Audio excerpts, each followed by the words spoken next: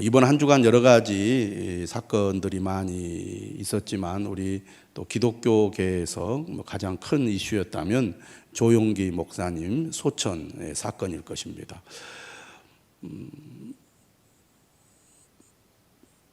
뉴스 보도를 보니까 모든 신문이나 뉴스에 다 보도가 될 정도로 그만큼 영향력이 있는 분이시고, 또 지금 이제 대통령 선거를 앞두고 있기 때문에 대통령 선거에 나오는 예비 후보자들도 다 조문할 정도로 명망 있는 분이라는 것을 알 수가 있습니다. 물론 사회적으로 인생 후반기에 비난을 받기도 했지만 우리 한국 기독교 역사 가운데 가장 영향력 있는 목회자 중에 한 분이 아닌가 그렇게 생각이 됩니다. 많은 분들이 100년에 한 명 나올까 말까 한 위대한 목회자다 이렇게 평가를 하고 있습니다. 이분이 17살에 폐결핵에 걸려서 죽을 뻔하게 됩니다. 고등학교 때 그런 질병에 걸려서 사경을 헤매는 그런 어려움을 겪었을 때 얼마나 힘이 들었겠습니까? 그런데 그런 이 어려움을 계기로 하나님을 만나게 되고 믿음을 갖게 되는데, 이제 그분이 이제 천막에서 교회를 시작합니다. 1958년도에 이분이 개척을 하는데요. 1936년생이니까 우리나라 나이로 23살에 순복음 신학교를 졸업하자마자 개척을 해서 천막교회를 시작하게 됩니다. 근데 이분이 하는 간증을 들어보니까 처음에 이분이 기도를 열심히 했습니다. 새벽 기도회를 시작하면 7시 넘어서까지 기도하고, 또 아침 먹고도 기도하고, 저녁에도 기도하고. 그래서 목회 초기에는 이분의 간증을 들어보니까 하루에 10시간씩 기도를 했다는 거예요. 10시간씩.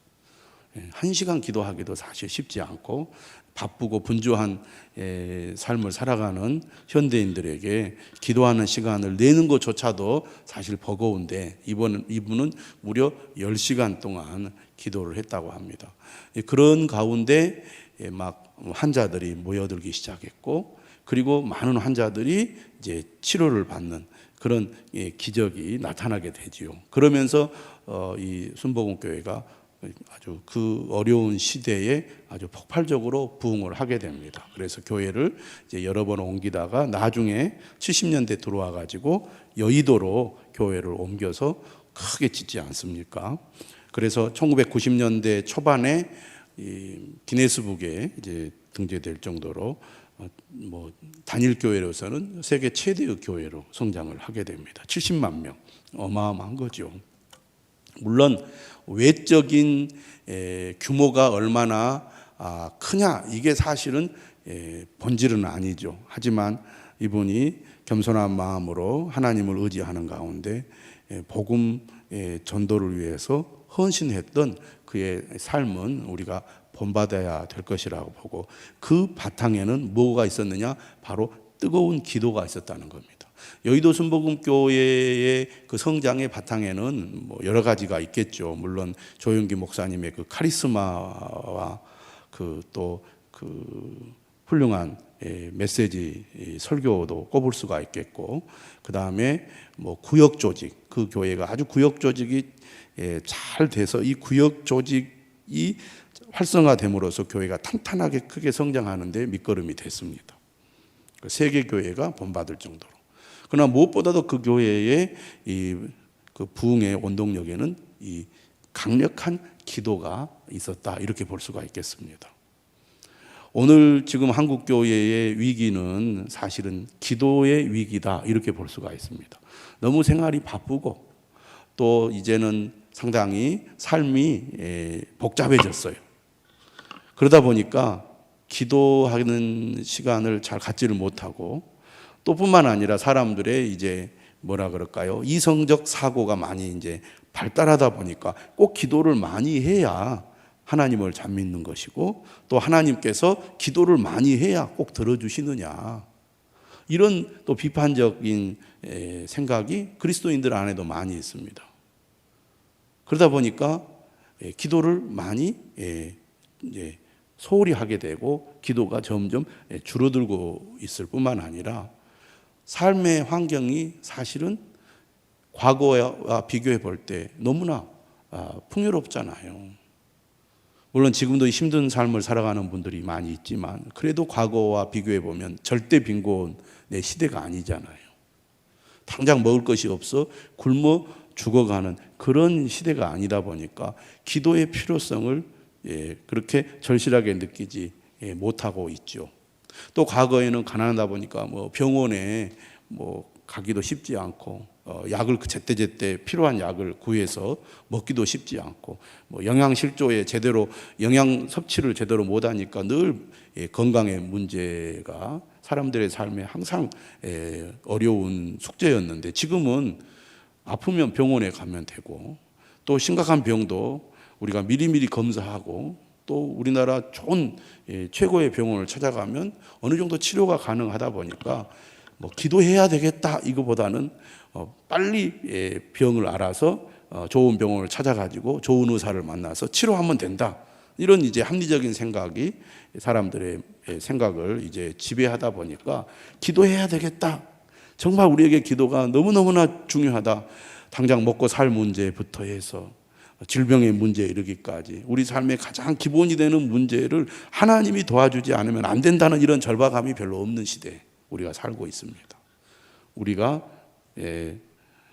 좋은 정보를 또 우리의 능력을 잘 발휘해서 획득하고 또 좋은 정보를 잘 우리가 얻게 되면 충분히 내 삶의 기본적인 문제들을 해결할 수 있다. 이런 생각들을 갖다 보니까 기도가 그렇게 중요하게 여겨지지 않고 있는 것이죠. 그러나 결국 신앙은 영적인 문제고 영적인 문제는 하나님과의 관계가 우리의 삶의 가장 본질에 해당하기 때문에 정말 우리의 삶이 하나님의 은혜 아래 하나님의 도우심과 능력으로 우리의 삶이 제대로 펼쳐지려면 기도가 사실은 정말 중요하다고 하겠습니다. 왜냐하면 은혜를 받고 믿음을 가지고 믿음을 굳게 세우고 믿음으로 살아가려면 하나님의 은혜가 아니면 불가능하잖아요. 그렇기 때문에 사실은 기도가 중요하다고 보겠습니다. 그러니까 우리가 너무나 삶이 여유롭고 또 삶의 문제가 많다 할지라도 이것을 하나님과의 관계에서 풀어나가기보다는 인간적인 방법으로 문제를 풀어가다 보니까 하나님과의 관계는 점점 멀어지게 되고 믿음에서 점점 우리가 멀어지게 됩니다. 그리고 이러한 믿음이 우리 자녀들에게 제대로 전수가 되지 않아서 자녀들이 신앙생활을 제대로 열심히 부모만큼 또 부모 이상으로 신앙생활을 하는 자녀들을 찾아보기가 쉽지 않은 그런 시대에 우리가 살고 있다는 거예요. 그리고 부모들조차도 기도하지 않다 보니까 우리 자녀들이 어떻게 해서든지 믿음으로 살아가도록 도와야 되겠다. 믿음의 삶을 제대로 살지 않으면 이건 정말 망하는 것이다. 이런 생각이 별로 없습니다. 우리 자녀가 어떻게 해서든지 직장에 잘 들어가서 안정적인 직장 생활하고 또 가정을 이루어서 아주 화목하게 또 행복하게 가정생활 잘하면 그것으로 하나님께 받을 복을 다 받았다고 생각을 해요.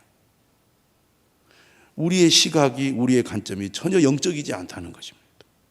그러니까 과거에는 먹고 사는 문제, 건강하게 사는 것이 우리에게 절실한 문제였고 그것을 위해서 하나님의 도움을 간절히 구했다고 한다면 지금은 굳이 하나님의 도우심을 구해야 할 만한 이유가 별로 없는 거죠. 그러다 보니까 자연히 믿음에서 멀어져 가고 우리 자녀들은 점점 주님으로부터 멀어져 가서 영적으로 지금 망하는 길로 가고 있는데도 심각성을 느끼지 못하는 이유가 어디 있겠습니까? 영적인 관점이 우리에게 점점 약해지기 때문입니다. 그 이유 중에 하나가 우리의 삶에 기도가 없기 때문 아닐까요?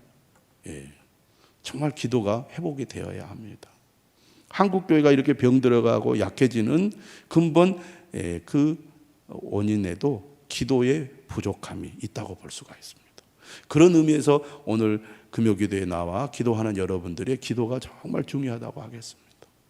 여러분들이 어떤 삶의 기본적인 문제들을 구하는 기도도 해야 되지만 이런 본질적이고 근본적인 영적 기도를 우리가 꼭 해야 되지 않겠느냐, 그런 생각을 여러분들에게 드리고 싶습니다. 정말 우리 성도들이 또 우리 자녀들이 영적으로 각성해서 하나님을 진실로 믿고 따르는 삶을 살아가도록 우리가 기도해야 되겠습니다. 구원보다 더 소중한 것이 어디 있겠습니까? 생명보다 더 소중한 것이 어디 있겠습니까? 영원한 생명, 하나님의 나라를 우리가 사모해야 되지 않겠습니까? 조영기 목사님 보면서 또 이런 생각을 했어요. 그분 젊었을 때 이렇게 설교하는 거 보면요, 대단하시거든요. 그 카리스마가. 제가 중학교 다닐 때 저희 집에 텔레비전이 처음 이렇게 생겼어요. 흑백 텔레비전. 중학교 다닐 때.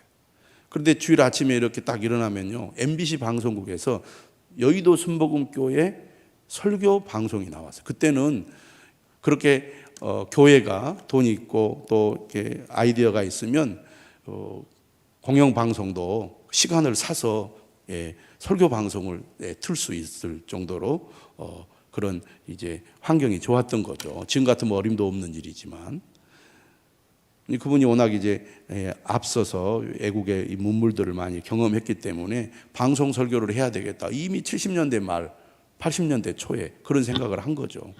그래서 이제 이 40대 젊은 나이에 설교하는 그 설교를 들어보면 얼마나 이 힘있고 카리스마가 있는지 어린 나이에 볼 때도 야, 참 대단한 목사님이다. 누군지 잘 모르지만 그렇게 느낄 정도로 그분의 그 파워가 막강했습니다. 그런데 사람이 시간이 지나면 늙고 병들어 결국은 죽게 되는 거죠.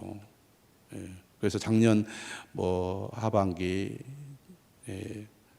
이렇게 마지막 설교하는 거 제가 유튜브로 본 적이 있는데 이제 겨우 이렇게 입을 열어 말할 정도로 힘이 전혀 없는 이제 연약한 상태인 거죠. 누구나 사람은 그런 때가 온다는 겁니다. 우리의 인생을 마무리할 때 결국 제가 전에도 얘기했지만 바통을 다음 세대에 넘겨줘야 돼요. 우리의 인생이 끝나는 날이 온다는 거죠. 주님 부르실 때 우리는 가야 합니다. 그러니까 우리가 살아있는 동안 힘이 있을 때 열심으로 더 주님을 섬겨야 되지 않겠습니까? 그러고 싶어도 할 수 없는 때가 멀지 않아 우리에게도 오기 때문입니다. 모세는 80세 하나님의 부름을 받았습니다. 40년 동안 하나님의 부름을 받아 하나님의 명령에 순종하여 사역을 감당하게 되죠. 오늘 우리가 읽은 사건은 매우 유명한 사건입니다. 홍해를 건넌 지 사흘 만에 이스라엘 백성들이 마라라는 곳에서 모세에게 원망하는 그런 사건이 일어난 것이죠. 어떻게 하나님을 찬양하고 경배하고 감격하고 막 축제를 벌이면서 춤을 추고 하나님을 찬양했던 사람들이 어떻게 사흘 만에 이렇게 아주 잡아먹을 듯이 모세를 향하여 원망을 할 수 있을까? 인간의 이 본성이 이렇게 악하구나라는 생각을 많이 하게 되는데요. 여러분, 사람들과 함께 어떤 일을 하다 보면 비난을 받거나 원망을 들을 때가 있다는 것을 오늘 말씀을 통해서 우리가 생각하게 됩니다. 특히 책임 있는 위치에 있을수록 더욱 비난받기 쉽고 원망을 듣기가 쉽습니다. 그것이 사실 우리가 사는 현실이고 사람들이 본래 그렇다는 거예요. 출애굽 시대, 광야 시대 이스라엘 백성들만 그런 게 아닙니다. 오늘 우리가 살아가는 삶의 현실에서도 이런 원망, 비난 듣게 됩니다. 왜? 늘 삶에는 문제가 생기기 때문에 갈등이 벌어지고 어떤 일이 제대로 되지 않는 그런 일들이 일어나기 때문에 그렇습니다. 가정에서도 원망 불평 들을 수 있고요. 직장에서도 원망 불평 들을 수 있고 그리고 교회에서도 원망 불평 들을 수가 있습니다. 그런데 이렇게 사람들에게 비난을 받거나 원망을 듣게 되면 사람의 마음이 어떻게 됩니까? 위축되죠. 그리고 그런 얘기들을 계속 듣게 되면요, 또 많은 사람들로부터 그런 얘기를 듣게 되면 자신감이 하락이 됩니다.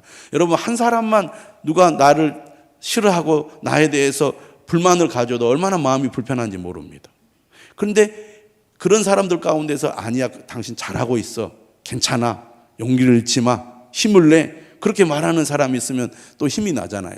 그런데 대다수 사람들이 다 나를 향하여 비난을 한다고 생각을 해보세요. 얼마나 견디기가 힘들겠습니까? 이렇게 사람들로부터 비난을 받거나 원망을 듣게 되면요, 사람에 대한 두려움이 생깁니다. 그게 반복이 되면. 그런 경험들을 우리가 하다 보면요, 관계에 어려움이 생겨요. 우리가 살아가면서 관계가 참 중요해요. 인간관계가 얼마나 중요합니까? 우리가 하는 모든 일들은 사람들과의 관계 속에서 하는 일입니다. 직장생활도 그렇고 가정생활도 그렇고 교회생활도 그렇습니다. 그런데 사람을 만나는 것이 두렵고 사람을 뭐라 그럴까요? 이제 회피한다 그럴까요? 대인 기피 현상이 일어나요. 늘 사람들로부터 비난을 받고 공격을 받고 원망을 듣게 되면 대인 기피 현상이 생겨버려요. 사람 만나는 게 두려워. 위축이 되고 자신감이 떨어지고. 그래서 도망만 가려고 그래요. 그러면 우리가 어떤 어려움과 문제를 만났을 때 그 문제를 해결할 수 없게 됩니다. 모든 사람이 아이고 당신 잘했어, 당신 최고야, 훌륭해, 그러면 얼마나 좋겠습니까마는 그런 사람보다는 그렇지 않은 사람이 훨씬 많다는 거죠. 우리 현실의 삶은 그렇습니다. 그러다 보면 우리가 나를 싫어하거나 나를 반대하거나 나를 원망하는 사람에 대해서 미운 마음이 생기죠. 그 사람과 상대하기 싫어집니다. 그리고 그를 향한 분노의 감정이 생겨요. 잘못하면 이제 원수가 되는 거죠. 그러나 우리가 분명히 알아야 될 것은 우리가 사람들과 함께 일을 하다 보면 누구나 비난을 받고 원망을 들을 때가 있다. 특히 책임 있는 위치에 있을수록 더 그렇다. 그럴 때 우리가 어떻게 해야 되느냐? 믿음의 사람들은 하나님의 말씀에 비추어서 자신을 돌아보는 그런 겸손한 태도가 필요합니다. 당신은 뭘 잘했다고 나한테만 뭐라 그래? 이런 식으로 상대방에게 어떤 비난을 되돌리는 것보다는 지금 문제의 원인이 뭐고 또 어떻게 이 문제를 풀어가야 할지, 그리고 더 나아가 이 문제의 핵심은 뭘까라는 것을 생각하는 그런 자세가 필요하다는 겁니다. 그런데 오늘 모세는 이러한 비난과 원망을 들었을 때 어떻게 반응했느냐? 오늘 말씀을 보니까 모세는 하나님께 부르짖었다고 그랬어요. 25절에 보니까 백성이 모세에게 원망하여 이르되 우리가 무엇을 마실까 하며 모세가 여호와께 부르짖었더니, 한마디로 말하면 하나님께 부르짖어 기도했다는 것입니다. 다시 말하면 사람에게 감정적으로 대응하지 않았다는 겁니다. 누가 나를 싫어하면 그 사람을 향하여 나도 똑같이 미운 마음이 들고 나도 그 사람에게 어떤 보복하려는 생각을 갖게 되기가 쉽잖아요. 그런데 오늘 모세의 태도를 보면 자신을 향한 원망을 터뜨리는 이스라엘 백성들을 향하여 감정적으로 대응하지 않았다는 것을 우리가 배울 수가 있습니다. 나중에 모세가 이제 한계에 다다르게 되잖아요. 그래가지고 백성들이 화나게 하니까 모세가 지팡이로 바위를 2번 두들기죠. 하나님이 그렇게 하지 말라고 그랬는데 그렇게 해갖고 모세는 결국 가나안에 못 들어가게 됩니다. 감정적 대응이 결국 모세를 가나안에 들어가지 못하게 만들고 말았습니다. 우리가 나를 싫어하거나 나를 향하여 비난하거나 원망하게 되면 그 사람에 대해서 나도 기분 나쁘지요. 그런데 오늘 모세는 어떻게 했느냐? 하나님께 기도했다는 것입니다. 사람을 향하여 감정적 반응을 보이지 말고 내가 정말 견디기 힘들 정도로 지금 사람으로 인해서 고통을 겪고 있다면 하나님께 나아가 부르짖어 기도하라는 겁니다.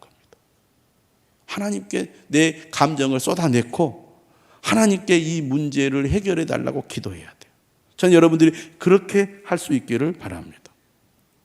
지금 이 사건의 핵심은 뭡니까? 우물을 발견했어요. 모두가 다 아마 환호성을 질렀을 겁니다. 사흘 만에 물을 발견했으니까. 기대가 클수록 실망이 크잖아요. 그러니 드디어 이제 우리가 마실 물을 얻게 되었구나 라고 기대가 컸기 때문에 실망이 더 컸던 겁니다. 왜? 그 물은 마실 수 없는 쓴물이었어요. 한마디로 말하면 바닷물 같은 거였어요. 여러분, 아무리 갈증이 지금 극에 달았다고 바닷물 마실 수 있어요?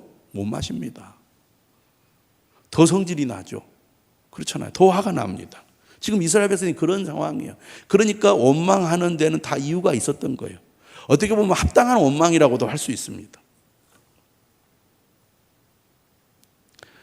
모세가 아마 그런 기도했을 거예요. 하나님, 내가 잘못한 거 뭐가 있습니까? 하나님 인도한 대로 나는 여기까지 온 것뿐인데 왜 나를 향하여 하나님 지금 저 이스라엘 백성들이 원망을 터뜨립니까? 이렇게 아마 기도했을 거예요. 또 무슨 기도했겠습니까? 하나님, 지금 백성들의 원성이 자자합니다. 이 목말라 지금 죽게 생겼는데 하나님이 어떻게 할까요? 이 우물은 도저히 마실 수 없는 쓴물이라 지금 이 백성들의 원망을 지금 해소할 길이 없습니다. 하나님 도와주세요. 이 문제 해결해 주세요. 라고 부르짖어 기도했을 거예요. 그때 하나님께서 모세의 기도에 응답하시잖아요. 뭐라고 응답하십니까? 25절에 보니까 여호와께서 그에게 한 나무를 가리키시니 그가 물에 던지니. 그러니까 하나님께서 나무를 가리켰어요. 나무를. 그 나무하고 쓴물하고 뭔 관계가 있겠어요? 그런데 모세는 하나님의 명령에 순종합니다. 그 나뭇가지를 꺾어서 그 우물에 던졌더니 놀라운 일이 벌어진 거죠. 그 물이 달게 된 겁니다. 쓴물이 단물로 변화된 거죠. 하나님께 기도했더니 이런 놀라운 기적을 하나님께서 일으키셔서 모세의 기도에 응답해 주신 것입니다. 그러면서 백성들과의 관계도 어떻게 돼요? 회복이 된 거죠. 여러분, 우리가 살아가다 보면 또 사람들과 함께 일하다 보면 이처럼 사람들에게 비난을 받거나 원망을 들을 수 있습니다. 여러분이 그만큼 역할이 크고 책임이 커질수록 그런 얘기를 듣는 것이 당연해요. 원래 사람들은 그렇다고 생각해야 돼요. 그만큼 여러분들이 책임 있는 위치에 있다라고 생각하시면 돼요. 아, 내가 사람들에게 원망을 많이 듣고 비난을 받구나. 그만큼 내가 책임이 커졌구나. 이렇게 생각을 해야 돼요. 아, 나는 정말 최선을 다해서 열심히 했는데 어떻게 나에게 이렇게 할 수가 있어? 라고 똑같이 여러분들이 서운해하거나 원망한다면 우리는 그 책임을 감당할 수 없습니다.